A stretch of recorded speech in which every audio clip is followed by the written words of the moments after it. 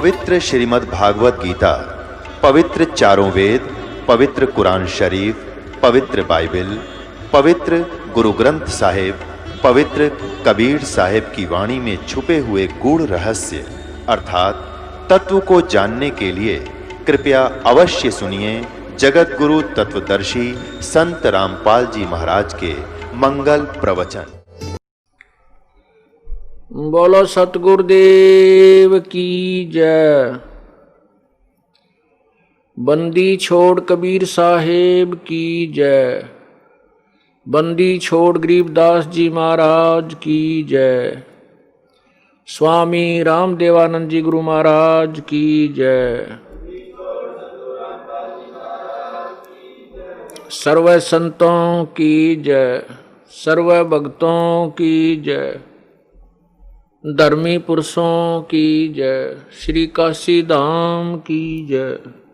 श्री छुडानी धाम की जय। श्री करौथा धाम की जय। श्री बरवाला धाम की जय।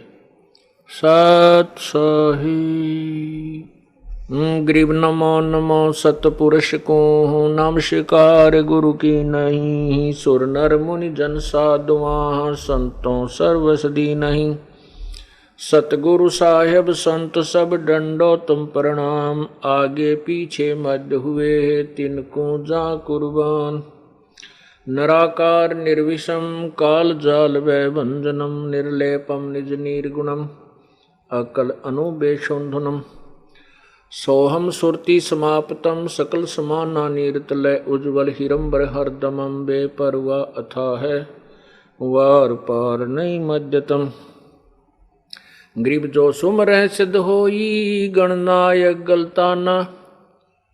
करो अनुग्रह सोई पारस पद परवाना। आदि गणेश मनाऊं गणनायक देवन देवा। चरण कमल लाऊं आदंत करूं सेवा। परम शक्ति संगीतम रिद्धि दाता सोई। अवगत गुण अतीतम सत्पुरुष निर्मोही। जगदम्बा जगदीशम मंगल रूप मुरारी। तन मन अर्पों शीशम भक्ति मुक्ति भंडारी। सुर नर मुनि जन ध्यावें ब्रह्मा विष्णु महेशा। शेष सहस मुख गावें पूजें आदि गणेशा। इंद्र कुबेर सरीखा वरुण धर्म राय ध्यावें। समर्थ जीवन जी का मन इच्छा फल पावें।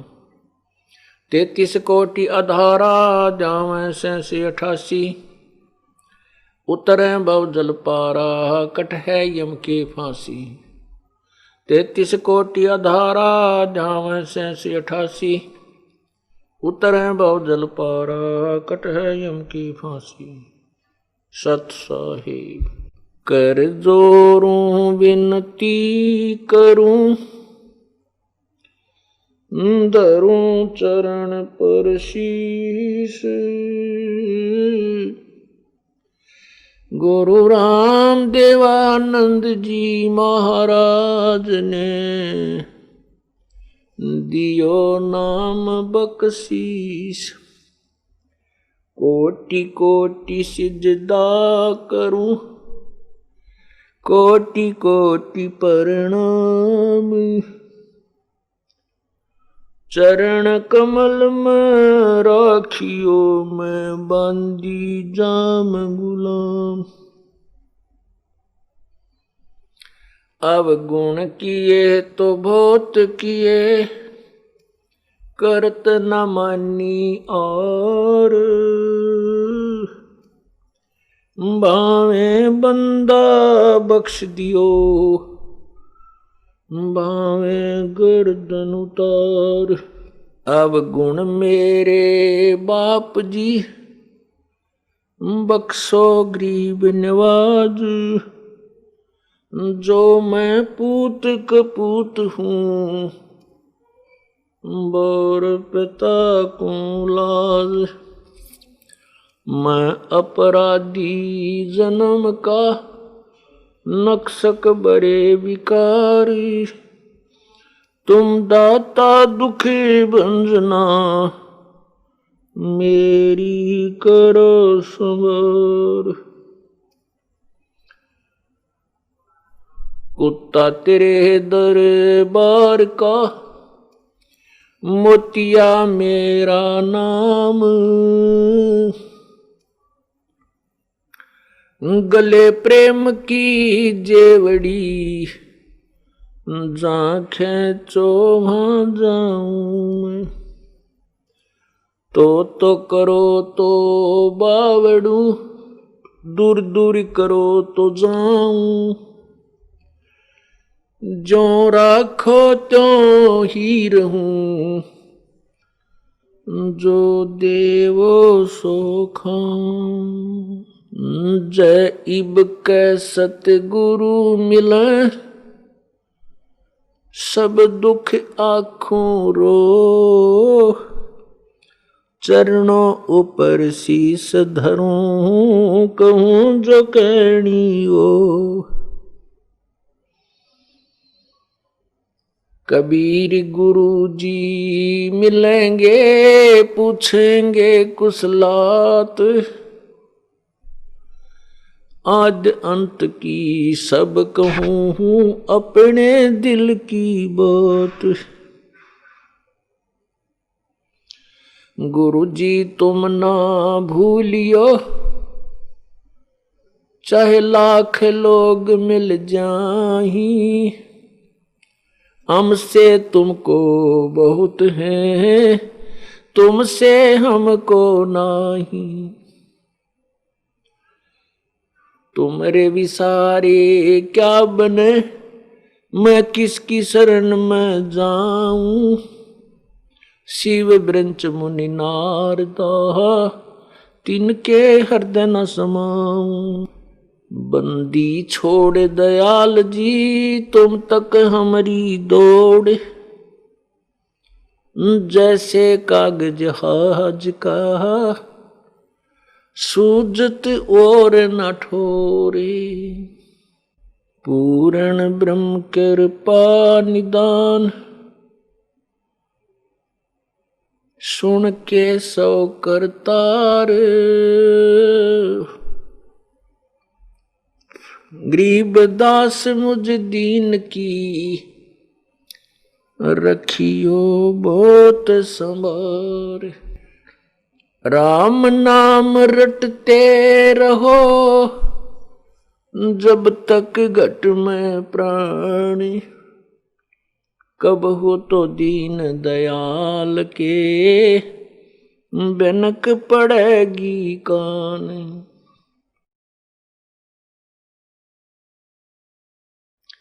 लूट सको तो लूटियो, राम नाम की लूटी। पीछे फिर पछताओगे, प्राण जहांगे छूटो।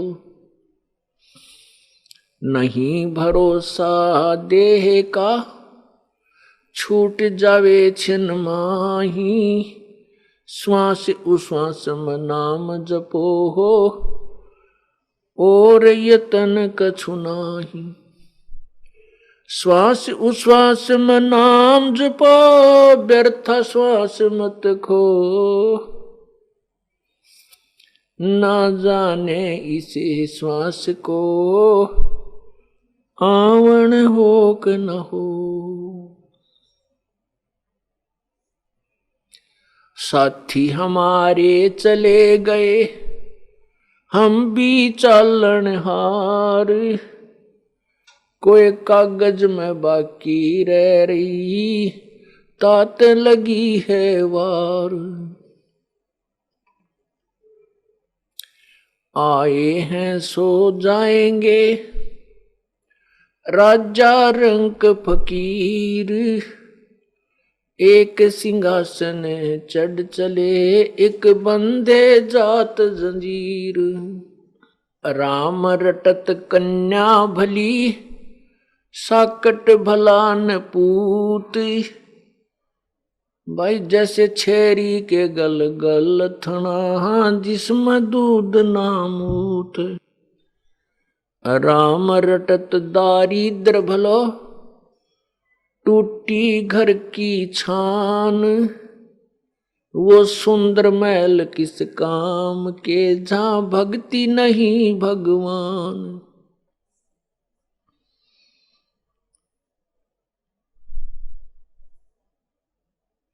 राम रटत कोड़ी भलो, चू चू पड़े जो चाम, वो सुंदर शरीर किस काम का, जा मुख नाही नाम। परमपिता परमात्मा सर्व सृष्टि रचनहार कबीर देव, कबीर साहेब इस काल के लोक में सह शरीर आते हैं और सह शरीर चले जाते हैं।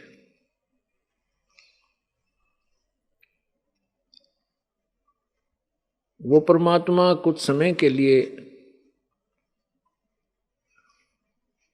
यहाँ रहते हैं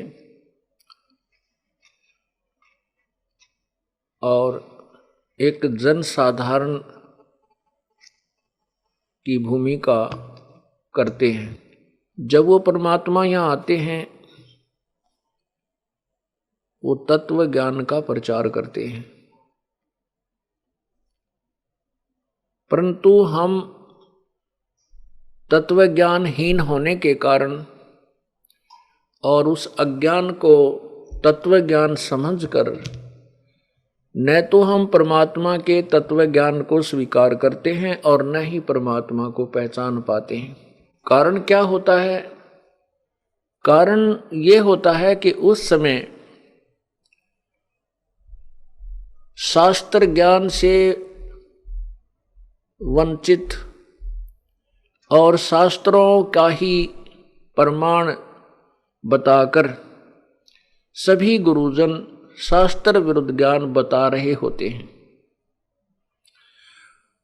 और हम उनके द्वारा बताए गए उस लोकवेद को, उस दंत कथा को शास्त्रों में वर्णित ज्ञान मानकर हम स्वीकार कर चुके होते हैं। वो परमात्मा जब आते हैं और वो कहते हैं कि जो ज्ञान तुम्हें बताया गया है ये शास्त्र के विरुद्ध है, यथार्थ ज्ञान ये है जो मैं तुम्हें बता रहा हूं। लेकिन हम अर्थात मानव समाज उस परमात्मा के उस तत्व ज्ञान पर विश्वास नहीं करता। क्यों नहीं करता? क्योंकि सभी सदग्रंथ जैसे पवित्र चारों वेद, पवित्र श्रीमद् भगवत गीता जी, पवित्र 18 पुराण और भी जिन शास्त्रों को हम प्रमाणित मानते हैं वे सभी संस्कृत भाषा के अंदर लिपिबद्ध होते हैं। परमात्मा अपने साधारण भाषा में, सिंपल लैंग्वेज में उन्हीं शास्त्रों में छुपे गूढ़ रहस्य को अपनी कबीर वाणी के द्वारा, कबीर गृह के द्वारा, अमृतवाणी के द्वारा लोकोक्तियों की अर्थात पद्य भाग की शकल में, पद्य भाग के रूप में वो उच्चारण करते हैं, उस ज्ञान को बोलते हैं। वो अज्ञानी ऋषि महर्षि जिनको हम महर्षि कहते रहे, लेकिन वो बिल्कुल अज्ञानी थे। उनको ना वेदों का ज्ञान था, ना गीता जी का ज्ञान था, ना 18 पुराणों को वो समझ सके।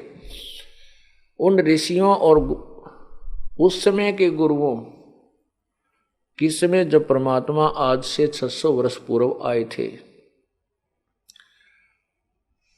को संस्कृत भाषा के विद्वान मानकर और हम ये सोच लेते थे कि जो सदग्रंथों के विषय में कबीर जी बता रहे हैं वो संस्कृत के अंदर लिखे हुए हैं। और वो अज्ञानी गुरुजन कहा करते थे कि ये जुलाहा, ये कबीर धानक, ये संस्कृत से अपरिचित है, ये संस्कृत भाषा नहीं जानता, इसलिए इसके द्वारा बताई गई जो शास्त्रों का ज्ञान है वो झूठा है।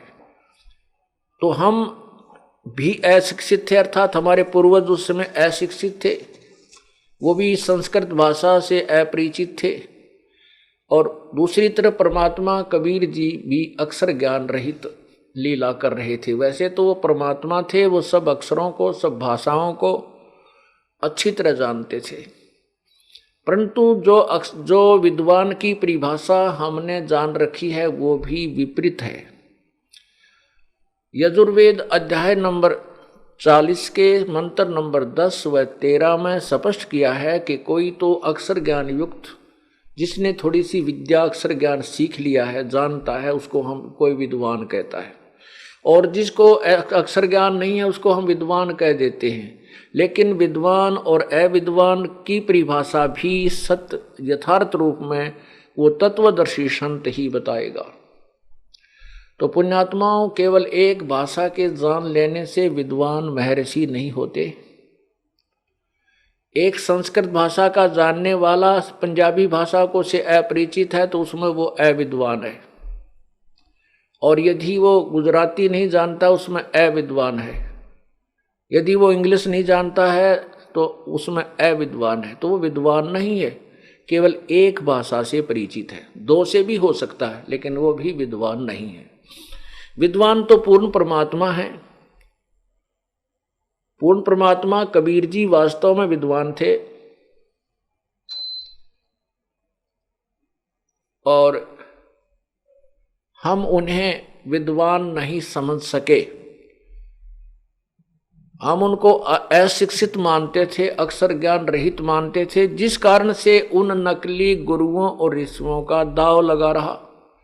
वो ये कह करके चैप्टर क्लोज कर देते थे परमात्मा कबीर परमेश्वर का कि ये तो अशिक्षित है, ये धानक है, ये शूद्र जाति से है, इसलिए ये सदग्रंथों से अपरिचित है, इसकी बातों पर विश्वास मत करना। और ऐसा ही होता रहा। वो परमात्मा अपने तत्व ज्ञान को बताता है कि तुम कौन हो, कहां से आए थे, आपका यहां मानव शरीर प्राप्त करने का उद्देश्य क्या है, जिससे हम अपरिचित होते हैं। परमात्मा ने 600 वर्ष पूर्व जो अमृतवाणी उच्चारण की थी लोकोक्तियों के माध्यम से, दोहावली, शब्दावली, इसमें इसको पद्य भाग बोलते हैं। तो इन पदों में, इन दोहों में, श्लोकों में परमात्मा ने वही अमृत ज्ञान भरा हुआ है जो अपने सदग्रंथों में संस्कृत भाषा में विद्यमान है। अब उस परमात्मा ने जो बताया था 600 वर्ष पहले, आज सदग्रंथों में हम उनको देख रहे हैं कि वो सत्य है। और जो लोकवेद, जो तत्व, जो दंत कथा वो ऋषि जन, गुरु जी हमें सुनाया करते थे, वो सदग्रंथों के विरुद्ध थी। इससे दो बातें सिद्ध हो गई हैं कि एक तो कबीर परमात्मा, कबीर जी जो हैं वो परमात्मा हैं, सारी सृष्टि के रचनहार हैं, और वास्तव में विद्वान सर्वज्ञ वही परमेश्वर कबीर जी ही हैं, जिनको हम गुरु मानते थे। गुरु का अर्थ होता है जो हमें मार्गदर्शन करे, हमें जो है ज्ञान समझाए, सच्चा ज्ञान दे, वो सदगुरु होता है। वैसे तो गुरु ही बहुत होता है, गुरु शब्द बहुत है। गुरु ही शब्द उसके लिए बोला जाता है जो अपने विषय में मास्टर होता है, अपने कार्य में जो कुशल होता है उसको गुरु बोलते हैं, और वो फिर दूसरों को बताता है वही यथार्थ ज्ञान, यथार्थ क्रिया, तो वो गुरु होता है। सतगुरु इसलिए कहना पड़ा क्योंकि झूठे गुरुओं की गिनती नहीं, इसलिए सतगुरु शब्द लगाना पड़ा। अन्य गुरु ठीक नहीं है, वो सही ज्ञान नहीं दे रहे, इसलिए सतगुरु जो सच्चा ज्ञान प्रचार करने वाला है वो सतगुरु। तो वो सतगुरु भी कबीर परमेश्वर है और गुरु भी वही है। गुरु कहो चाहे सतगुरु कहो, क्योंकि गुरु वही होता है वास्तव में जो सही ज्ञान मार्गदर्शन करे और अपने विषय में मास्टर हो। जैसे कोई चिनाई का काम करता है, कोई लोहार का काम करता है, कोई मैकेनिक है, कोई इलेक्ट्रॉनिक के अंदर काम कर रहा है, कोई कंप्यूटर में है, तो वो जो अपने विषय में मास्टर है, सही जानता है उसके विषय में और वो आगे पढ़ाता है, वो टीचर है, गुरु है। जो गलत पढ़ा रहा है वो गुरु की उपाधि तो प्राप्त कर ली उसने भोली जनता से, लेकिन वो गुरु नहीं है, क्योंकि वो मास्टर नहीं है, उस विषय में वो कुशल नहीं है।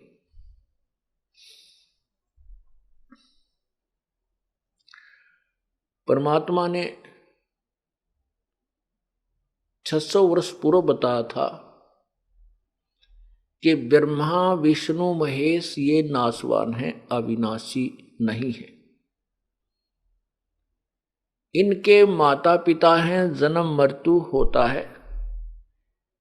ये केवल 3 गुणों से युक्त है। रजगुण ब्रह्मा है, सतगुण विष्णु है, तमगुण शिव जी है।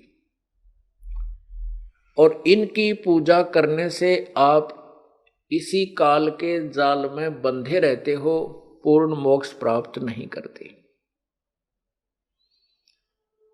परमात्मा की अमर वाणी में लिखा है,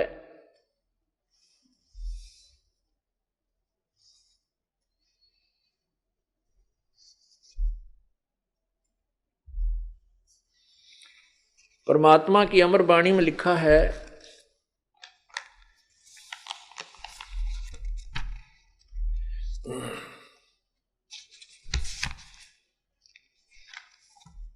धर्मदास ये जग बोराना, कोई न जाने पद निर्वाण। यही कारण मैं कथा पसारा, जग से कहिए एक राम नियारा। परमात्मा अपनी सिंपल लैंग्वेज में बता रहे हैं जो सदग्रंथों के अंदर विद्यमान है। धर्मदास ये जग बोराना, कोई न जाने पद निर्वाण।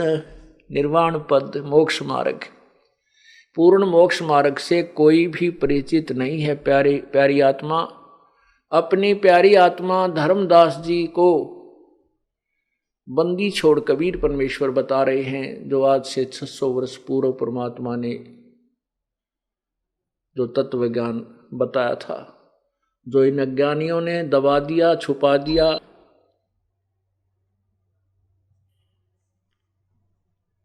धर्मदास ये जग बोराना, कोई न जाने पद निर्वाण। यही कारण मैं कथा पसारा, जग से कहिए एक राम नियारा। यही ज्ञान जग जीव सुनावो, सब जीवों का भरम नसावो। अब मैं तुमसे कहूँ चिताई, सब त्रिदेवन की उत्पत्ति भाई। अब मैं तुमसे कहूँ चिताई, त्रिदेवन की उत्पत्ति भाई। कुछ संक्षेप कहूँ गहुराई, सब संशय तुमरे मिट जाई। भरम गए जग वेद पुराना, उस आदि राम का भेद न जाना। राम राम सब जगत बखाने, आदि राम को कोई बिरला ही जाने। ज्ञानी सुने सो हृदय लगाई, मूर्ख सुने तो गम ना पाई। माँ अष्टंगी पिता निरंजन, ये जम दारुण वंशन अंजन। पहले कीन निरंजन राई, पीछे से माया उपजाई। माया रूप देख अति शोभा, देव निरंजन तन मन लोभा। काम देव धर्मराय सताए, देवी को तुरंत धर खाए। पेट से देवी करी पुकारा, हे साहेब मेरा करो उबारा। टेर सुनी तब हम ता आए, अष्टंगी का बंध छुड़वाए। सतलोक में कीना दुराचारी, काल निरंजन दीननकारी। माया समेत दिया भगाई, 16 शंख कोस दूरी पर आई। अष्टंगी और काल अब दोई, मंद कर्म से गए बिगोई।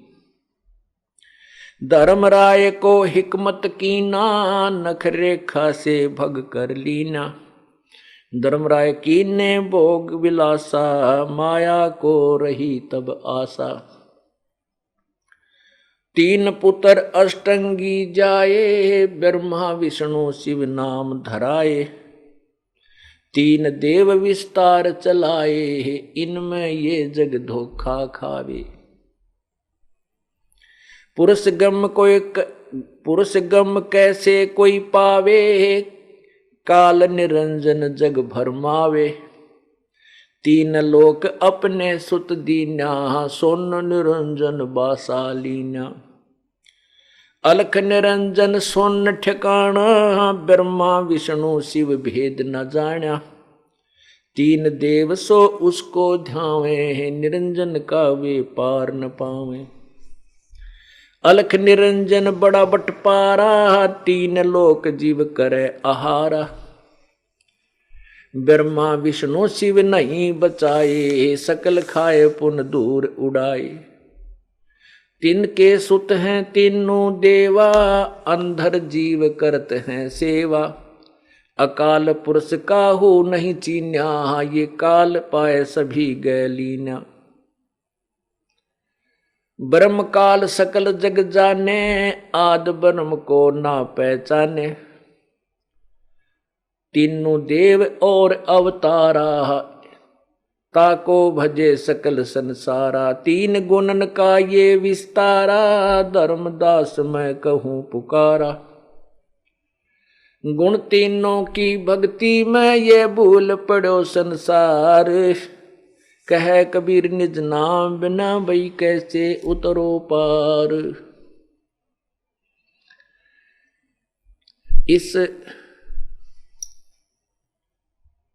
ये है सृष्टि रचना के विषय में जानकारी परमात्मा द्वारा, कबीर भगवान द्वारा बताई गई, जो आज से लगभग 600 वर्ष पूर्व अपनी अमृतवाणी में उन्होंने बताया था, ज्ञान सुनाया था। और यही आज हमारे सदग्रंथों में विद्यमान है। परमात्मा ने क्या बताया है कि धर्मदास ये जग बोराना, ये पूरा संसार मानव समाज विचलित है, भ्रमित है, और कोई ना जाने पद निर्वाणा। कोई भी मोक्ष मार्ग नहीं जानता, किसी को भी पूर्ण मोक्ष का ज्ञान नहीं है। उनके पास पूर्ण मोक्ष प्राप्त करने की वे ऑफ वर्शिप नहीं है, पूजा की पद्धति विधि नहीं है। पुण्यात्माओं, एक व्यक्ति, क्योंकि परमात्मा मनुष्य आकार में है, और वही परमात्मा अपने शरीर को हल्के तेज पुंज युक्त करके यहाँ प्रकट होते हैं। एक जनसाधारण जैसे होते हैं, मनुष्य भी, परमात्मा भी इस ऐसे ही आकार का जैसा मानव शरीर है, स्त्री या पुरुष का। जिन्होंने परमात्मा को देखा है, जैसे आदरणीय गरीबदास साहिब जी ने कहा कि हमरे ही हुनियार है, हमारा सृजनहार। हमारा भगवान हमारे ही हुनियार माने हमारे ही हम रूप है, हमारे हम शकल है, हम आकार है, हमारे ही जैसा आकार का है हमारा रचने वाला हमारा भगवान है। तो वो परमात्मा एक सिंपल मैन की, साधारण मनुष्य की वेशभूषा में और ऐसी भूमिका करते हैं, और वो आकर के बताते हैं। और वो एक व्यक्ति अर्थात एक गुरु, जिसको अक्षर ज्ञान भी नहीं, और वो कह रहा है कि किसी भी ऋषि संत के पास कोई मोक्ष मार्ग नहीं है, वो सब भ्रमित कर रहे हैं, समाज को गुमराह कर रहे हैं। तो उस व्यक्ति की बात पर कौन विश्वास करेगा?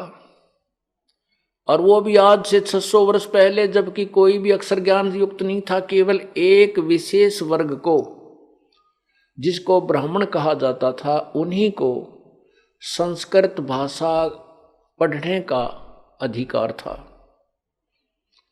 अन्य किसी जाति वालों को, हिंदू समाज में अन्य किसी जाति वालों को,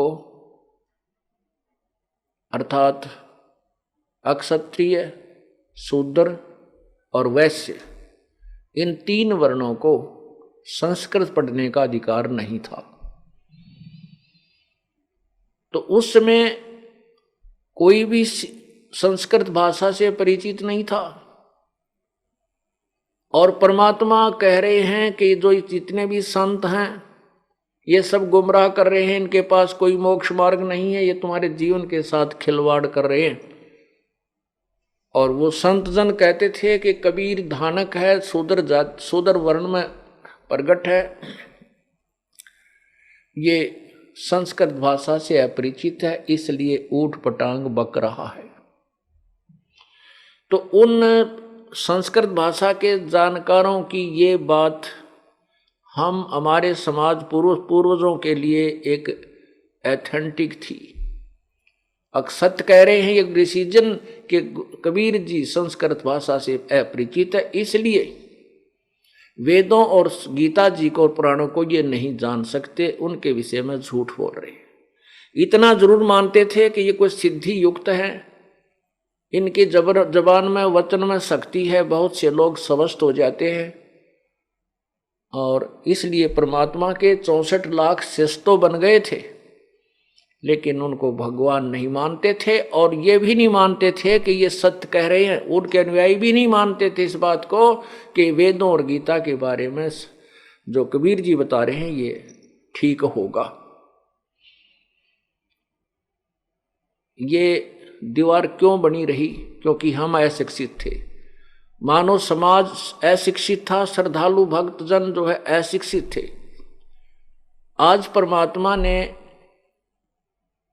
ये भी कृपा बख्श दी कि सभी मानव समाज को शिक्षित कर दिया, और वही सदग्रंथ जिनको हम प्रमाणित और सत्य मानते हैं, आज हम पढ़ सकते हैं, हम उनको समझ सकते हैं। और उनको समझ कर इस दास ने ये तुलना की है कि कबीर जी ने जो कहा है वह सदग्रंथों में प्रमाणित है। उसके विपरीत जितने भी संत पंथ अब तक चल चुके हैं, उनकी पुस्तक दास के पास विद्यमान है, सुरक्षित है, कंप्यूटराइज कर दी है, उनकी सीडी बना बना करके हमने जनसाधारण में पेश कर दी है कि ये ऐसा, ये पंथ वाले ये क्रिया बताते हैं, इस पंथ वाले ये क्रिया बताते हैं, ये ऋषि ये महर्षि ये बोल रहा है, और अपने सदग्रंथ ये बोल रहे हैं। और कबीर जी जो बोल रहे हैं वही सदग्रंथ बोल रहे हैं। परमात्मा ने 600 वर्ष पूर्व कहा था, वेद हमारा वेद है, मैं मिलो वेदन से नाही, जौन वेद से मैं मिलो वो वेद जानते नाही। ये वेद जो हैं अर्थात 4 वेद, ये मेरे ही विषय में जानकारी दे रहे हैं, लेकिन इन वेदों में वर्णित विधि से मेरी प्राप्ति नहीं हो सकती। और जिस वेद से अर्थात जिस तत्व ज्ञान से मैं मिलूं वो वेद जानते नहीं, अर्थात इन वेदों में वर्णित नहीं है वो विधि, वो ज्ञान इन वेदों में कंप्लीट नहीं है। इसलिए वेदों में यही कहा लास्ट में कि नैति नैति नेति नेति नेति, कि जो हम ज्ञान बोल रहे हैं वेद 4 वेदों में ये कंप्लीट नहीं है। इतना ही नहीं है, न इति, इसका अंत नहीं है। और जो सवसम ज्ञान सवसम वेद परमात्मा ने जो कबीर वाणी कबीर सागर में और कबीर शब्दावली के माध्यम से, कबीर बीजक के माध्यम से जो ज्ञान प्रचार किया है वो कंप्लीट स्पिरिचुअल नॉलेज है, वो पूर्ण आध्यात्मिक ज्ञान है। और आज हम उन्हीं इस परमात्मा के द्वारा 600 वर्ष पहले कहे गए वो अमृत वचनों को आज वेदों और गीता में प्रमाणित करते हैं, सत्य मिल रहे हैं। तो यहां क्या बता रहे हैं कि धर्मदास ये जग बोराना, कोई न जाना पद निर्वाणा। कोई नहीं जानता मोक्ष मार्ग को।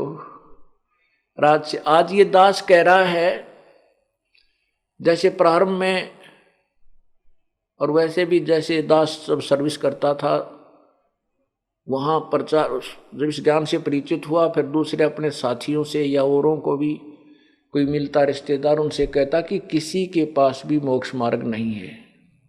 किसी भी संत पंथ जो आज बोलबाला है, जिनके करोड़ों शिष्य है, उनके पास भक्ति मार्ग यथार्थ नहीं है, वो गुमराह करे। तो मेरे इस दास के द्वारा बताए गए भगवान वाले ज्ञान को, कबीर परमात्मा द्वारा बताए गए ज्ञान को जो दास प्रचार करता था, ये तो मान लेते थे कि आप कह तो सत्य रहे हो, लेकिन ये बात आपकी बिल्कुल व्यर्थ लगती है कि किसी भी संत के पास मोक्ष मार्ग नहीं है वर्तमान में। उनके इतने शिष्य जो हैं वो क्या मूर्ख हैं? वहाँ IAS अफसर हैं, वहाँ पर मजिस्ट्रेट भी, जज भी जाते हैं, वो सब शिष्य हैं उनके। क्या वो सब मूर्ख हैं? नहीं। मैं उनसे ये भी कहता था कि वो मूर्ख नहीं है, वो केवल एक अक्षर ज्ञान से परिचित हैं और अपने पूर्व कर्मों के पूर्व पुण्यों के कारण वो आज किसी उच्च पद को प्राप्त है, लेकिन वो भक्ति मार्ग में बिल्कुल जीरो हैं। आध्यात्मिक ज्ञान से वो अपरिचित हैं, -0 हैं। वो चाहे IAS है, चाहे IPS है, चाहे CM है, चाहे PM है। वो एक अबोध बालक है। अबोध बालक को जो गुरु पद पर बैठा है, वो किसी प्रकार भी बहका दे, उसको मानना पड़ता है। वो सत्य कहे चाहे असत्य कहे।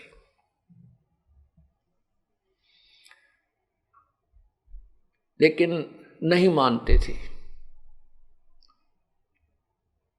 और उनको कहता कि मैं आपको गीता दिखा देता हूं, मैं आपको वेद दिखा देता हूं, तो वो कहते थे आपने ना संस्कृत पढ़ा है, आप क्या जानते हो वेदों के बारे में, हम नहीं देखना चाहते। अब इतना उल्ट कर दिया ये मानव, उल्टे ज्ञान से परिपूर्ण कर दिया, उसके अंदर ये तत्व ज्ञान प्रवेश करना ही हमें डिफिकल्ट हो रहा है।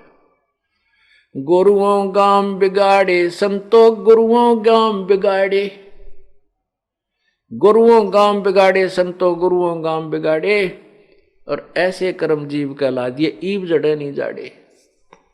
ऐसी क्रियाओं में फंसा दिए भोले जनता। अब इनको समझाना चाहते हैं कि छोड़ दो इनको, ये क्रियाएं तुम्हारी ठीक नहीं है, ये साधना ठीक नहीं है, कि वो बिल्कुल नहीं मानते। कहते हैं अब जड़े नहीं झाड़े, अब वो छुड़वाने से नहीं छोड़ पा रहे। उसमें धर्मदास जी ने भी यही कहा था, प्रभु आपके ज्ञान को सुनकर मेरी आत्मा गदगद हो जाती है, आपके सतलोक को देखकर मैं परिचित हो चुका हूं कि आप ही प्रभु हैं, आप ही परमेश्वर हैं, आप ही यहाँ लीला करने आए हुए हैं, आप ही हमें इस काल के जाल से छुड़ाने के लिए यथार्थ ज्ञान बता रहे हो। लेकिन परमात्मा ये संसार तो नहीं मानेगा। तो क्या कहते हैं परमात्मा?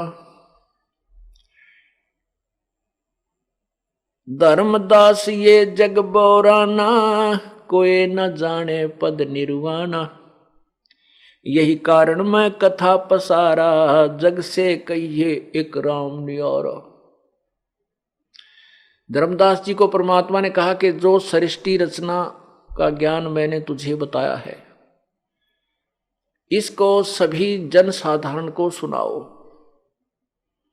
और जो बुद्धिमान लोग होंगे वो तो तुरंत स्वीकार करेंगे कि सत्य है, सत्य है, सत्य है। और मूर्ख हैं वो मानेंगे नहीं, वो नहीं समझ सकेंगे। बुद्धिमान अवश्य मानेंगे, चाहे वो शिक्षित हैं चाहे अशिक्षित हैं। जो जरा सी भी बुद्धि रखते हैं वो तुलनात्मक ज्ञान को सुनकर अवश्य स्वीकार करेंगे। यही ज्ञान जग जीव सुनावो, सब जीवों का भरम नसावो। अब मैं तुमसे कहूं चिताई, इन त्रिदेवन की उत्पत्ति भाई। अब मैं तुमसे धर्मदास तुझे बताता हूं, सावधान होकर सुन। इन तीनों देवताओं ब्रह्मा, रजगुण ब्रह्मा, सतगुण विष्णु, तमगुण शिव जी की उत्पत्ति, इनका जन्म बताता हूं।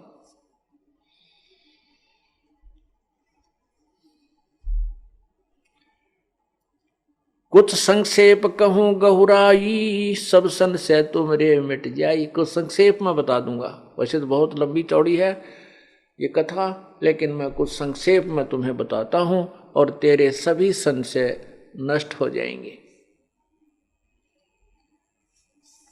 भरम गए जग वेद पुराना, आदि राम का भेद न जान्या। राम राम सब जगत बखाने, आदि राम कोई बिरलाए जाने। अब हम सभी राम राम तो करते हैं, कोई रब्बा रब्बा करता है, कोई अल्लाह अल्लाह करता है, कोई खुदा खुदा करता है, कोई गॉड गॉड करता है। परंतु वो गॉड कौन है, गॉड की डेफिनेशन भी पूर्ण रूप से नहीं बताई गई अपने को। परमात्मा की, राम की परिभाषा से भी हम परिचित नहीं हैं। राम राम तो सभी कहते हैं, भगवान भगवान सभी कहते हैं, लेकिन आदि राम कोई बिरला जाने। आदि राम सबसे पहले के प्रभु, परिभू, स्वयंभू। यजुर्वेद अध्याय नंबर 40 के मंत्र नंबर 8 में कबीर मनीषी, ओहो, शुक्रम अकायम ऐसनाविरम, परिभू स्वयंभू व्यवधाता। तो उस परमात्मा का, कबीर भगवान का, कबीर मनीषी यानी कबीर सर्वज्ञ। मनीषी माने वास्तव में विद्वान कबीर ही है। और वो शुक्रम अकायम ऐसनाविरम, उसका शरीर, परमात्मा का जो शरीर है वो माता पिता के योग से, शुक्र से नहीं बना। शुक्रम अकायम, माता पिता के योग से, शुक्रम से ना बन करके स्नायु रहित है, ऐसनायु का शरीर है। शरीर है प्रभु का, वो स्वयंभू है, वो परिभू है। परिभू माने सबसे पहले प्रकट होने वाला परमेश्वर, और स्वयंभू माने स्वयं, उसका कोई उत्पत्ति करता नहीं है। यजुर्वेद अध्याय नंबर 5 के मंत्र 1 में कहा कि अग्ने तनुरसी विष्णुवे त्वा सोमस्य तनुरसी। वो परमात्मा सहशरीर है, और उस परमात्मा का सबके पालन करने के लिए शरीर भी शरीर है, जो अतिथि रूप में यहाँ आता है। और वो कबीर मनीषी है। शुक्रम अकायम ऐसनाविरम व्यवधाता परिभू स्वयंभू, ये उस कबीर भगवान के विषय में कहा है। कहते हैं जो मैं तुझे ज्ञान सुना रहा हूं, जो मूर्ख लोग होंगे, जो जैसे गीता जी के अध्याय नंबर 7 के श्लोक नंबर 12 से लेकर 15 में स्पष्ट किया है, गीता ज्ञान दाता अर्थात काल ब्रह्म बोल रहा है। वो कह रहा है कि इन तीनों गुणों के द्वारा जो भी होता है, रजगुण ब्रह्मा, सतगुण विष्णु, तमगुण शिव जीता है। रजगुण ब्रह्मा से जीवों की उत्पत्ति यानी एक रजोगुण प्रेरित करके सबकी संतान उत्पत्ति करवाता है, और विष्णु जी की जो सतोगुण से हम एक दूसरे में मोह पैदा कर लेते हैं, एक दूसरे में आसक्त हो जाते हैं, इतनी दृढ़ हो जाते हैं कि हमारे बस की बात नहीं कि हम अपनी संपत्ति, संतान या किसी माता पिता या पति पत्नी से अपना मन हटा सकें।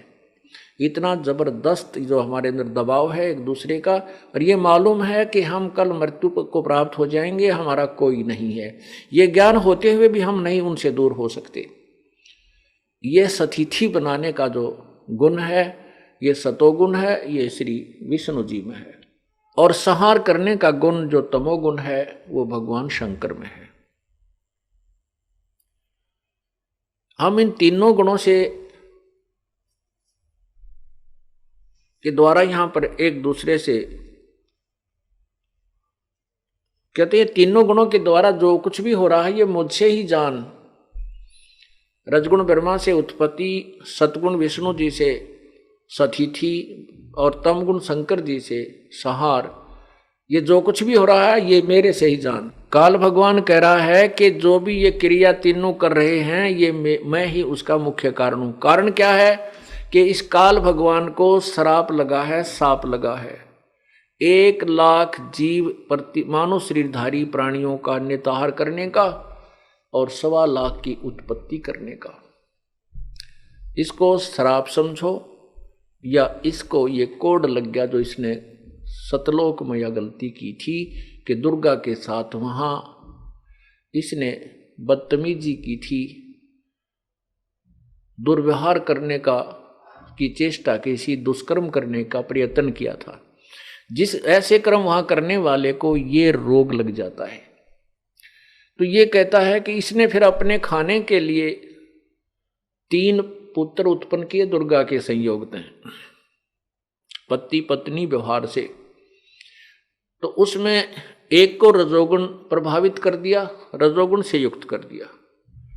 काल भगवान ने एक ब्रह्मांड के अपने एक ब्रह्मांड के सर्वोच्च स्थल पर, सर्वोच्च शिखर में एक ऐसा स्थान बना रखा है जिसको ये काशी नाम धरते हैं। काशी, काशी माने जो कभी नष्ट नहीं होती, उस नगरी को काशी कहते हैं। तो ब्रह्मलोक के ऊपरले हिस्से में इसने 3 स्थान बना रखे, एक रजोगुण युक्त प्रभावित, दूसरा सतोगुण प्रभावित और तीसरा तमोगुण प्रभावित। दुर्गा और ये काल ब्रह्म, जिसमें ये रजोगुण प्रभावित क्षेत्र में होते हैं, उसमें इन दोनों का के वहां रहने से और विलास करने से जो पुत्र उत्पन्न होता है वो ऑटोमेटिकली सबतः रजोगुण से युक्त हो जाता है। उसके अंदर ऐसे गुण भर अपने आप हो जाते हैं।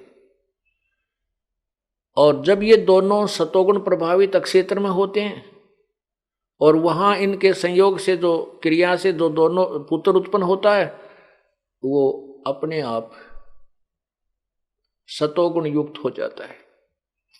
और तीसरे स्थान पर ये तमोगुण प्रभावित क्षेत्र पर जाते हैं और वहां इनसे जो पुत्र उत्पन्न होता है उसको वो तमोगुण युक्त हो जाता है, उसमें तमोगुण ज्यादा हो जाता है शब्द है। तो फिर इन तीनों को ये बेहोश कर देते हैं, कोमा में रखते हैं। जब तक ये जवान नहीं होते, युवा होने पर इनको अलग अलग स्थान पर सचेत कर देते हैं और फिर इनकी ये दुर्गा जो है अपनी सबद शक्ति से 3 लड़कियां और उत्पन्न करती है, अर्थात स्वयं ही ये 3 रूप और धारण करती है और इन तीनों के साथ विवाह कर देती है। इससे ये काल भगवान की सृष्टि प्रारंभ हो जाती है। यहां वही बताना चाहते हैं प्रभु कि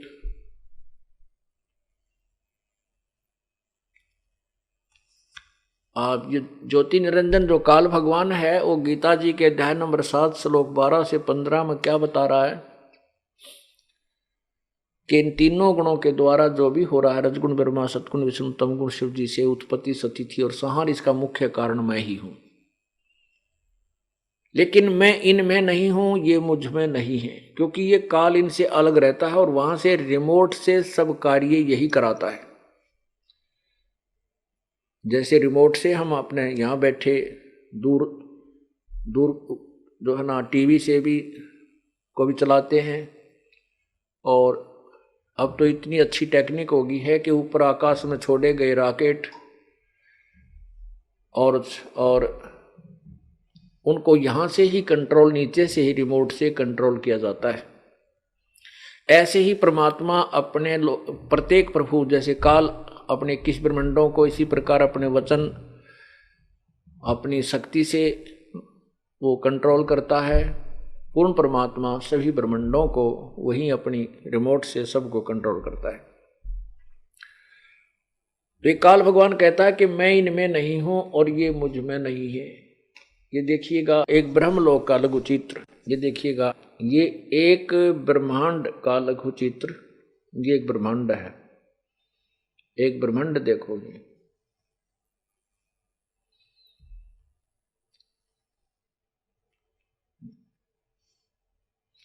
ये एक ब्रह्मांड है पूरा, यहां देखो ये इतना, ये एक ब्रह्मांड है। इस ब्रह्मांड में ये एक ब्रह्मलोक है, ये वाला, ये देखो ये एक ब्रह्मलोक है, ये ब्रह्मलोक है, ये इतना। इसमें ये ऊपर स्थान है।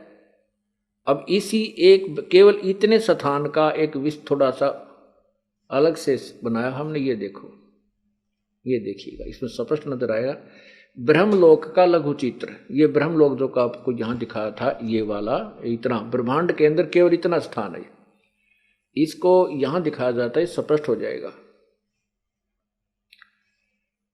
केवल ब्रह्मलोक में, ब्रह्मांड के एक ब्रह्मलोक में ये ऊपर 3 स्थान बनाए हैं इसने।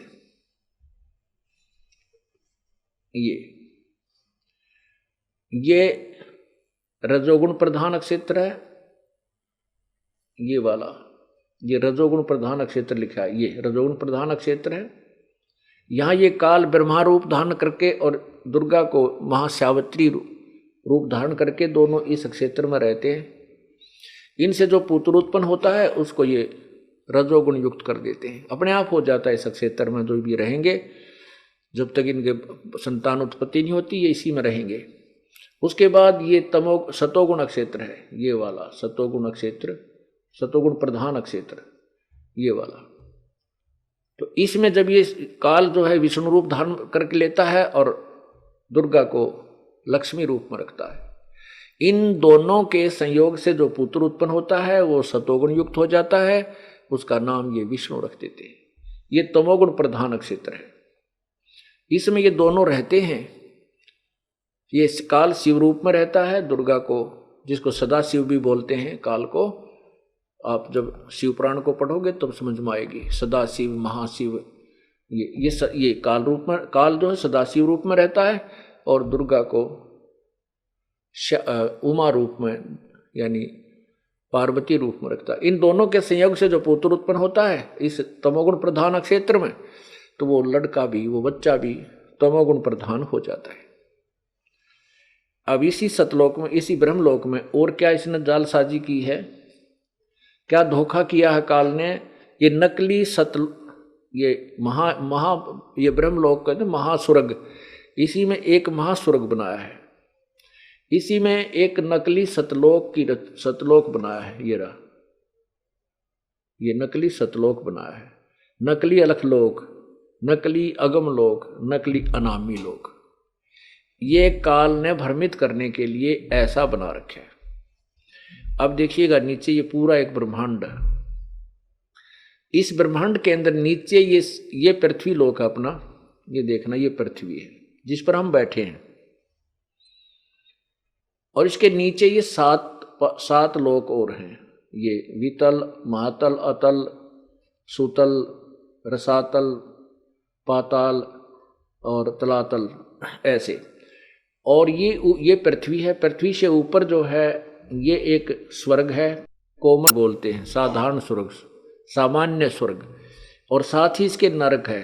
इसी में पितरों के स्थान है, पितरलोक भी यही होता है इसके चारों ओर।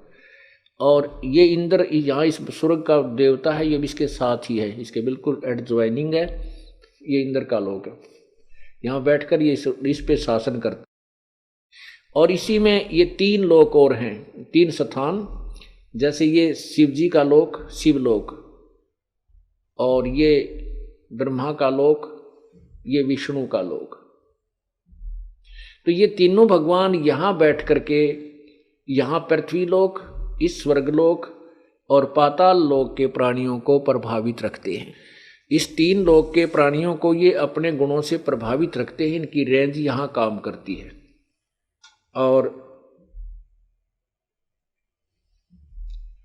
इस प्रकार ये काल क्या कह रहा है कि ये तीनों गुणों के द्वारा जो भी हो रहा है ये मुझसे ही जान, लेकिन मैं इनमें और वे मुझ में नहीं है। क्योंकि ये काल ऊपर रहता है, ये अपने यहाँ इन सारे प्राणियों को स्वयं कंट्रोल करता है। ये आपने एक ब्रह्मांड देखा,